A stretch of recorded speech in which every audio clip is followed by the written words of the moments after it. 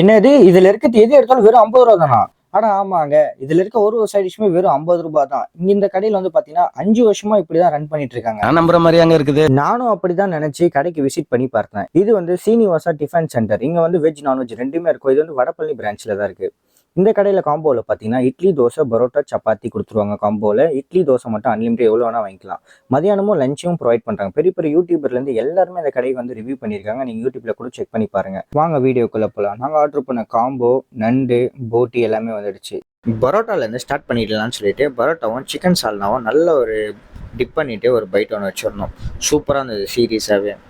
சப்பாத்தி ரொம்ப சாஃப்டாகவே இருந்துச்சு. அதுக்கு வந்து நாங்கள் மட்டன் கிரேவி வந்து நல்ல ஒரு டிப் பண்ணிவிட்டு ஒரு பைட் ஒன்று வச்சுருந்தோங்க. அதுவுமே சூப்பராக இருந்தது. இட்லி ரொம்ப சாஃப்டாகவே இருந்துச்சு. இட்லிக்கு நாங்கள் வந்துட்டு கார சட்னி, மட்டன் கிரேவி ட்ரை பண்ணியிருந்தோம். மட்டன் கிரேவியில் கொழுப்பு பீஸ் நிறையா இருந்துச்சு. ஓகே, மட்டன் கிரேவி கூட வந்து இட்லியை நல்லா வந்து டிப் பண்ணிவிட்டு அந்த கொழுப்பு பீஸோடு சேர்த்து ஒரு பைட் ஒன்று வச்சுங்க. கொழுப்பு பீஸ் கூட சாப்பிட சூப்பராக இருந்தது.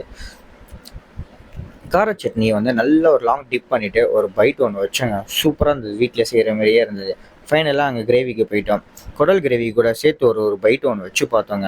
சூப்பராக இருந்தது. அந்த காரசாரமாக சூப்பராக இருந்தது. அப்புறம் ஃபைனலாக தலைவன் எடுத்துட்டேன். 50 ரூபாய்க்கு எப்போ 2 நண்டு கொடுக்க முடியும்னு ஒரு டவுட் இருந்துச்சு. நல்லா இருக்குமா அப்போல்லாம் டவுட் இருந்துச்சு. ஆனால் வந்துட்டு சூப்பராக இருந்தது. வர்த்தாக இருந்துச்சு. அந்த கொடுத்த காசோடு வர்த்தாக இருந்ததுன்னு தான் சொல்லுவேன். சூப்பராக இருந்தது. நான் அதையே ரொம்ப நேரமாக உட்காந்து சாப்பிட்டு ஒன்று வாங்கலாமான்னு கூட. அப்புறம் ஃபைனலாக தோசை வந்துச்சு. தோசைக்கு வந்து வெஜ்ஜில் ட்ரை பண்ணலான்னு சொல்லிட்டு கார சட்னி, தேங்காய் சட்னி ரெண்டும் வாங்கியிருந்தேன். ஃபஸ்ட்டு கார சட்னி ட்ரை பண்ணலான்னு சொல்லிட்டு கார சட்னியில் டிப் பண்ணிட்டு ஒரு பைட் ஒன்று வச்சேங்க.